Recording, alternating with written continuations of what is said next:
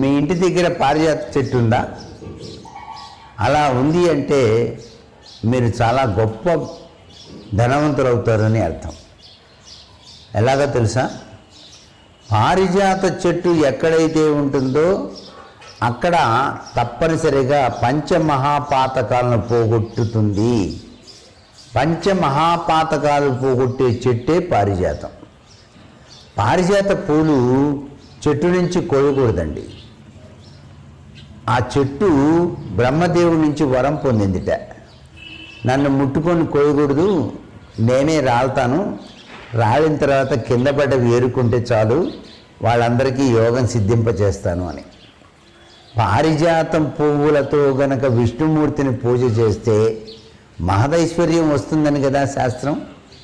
అంతేకాదండి, సంతానం లేనటువంటి వాళ్ళకి సంతానేచ్ఛ కూడా సిద్ధింపజే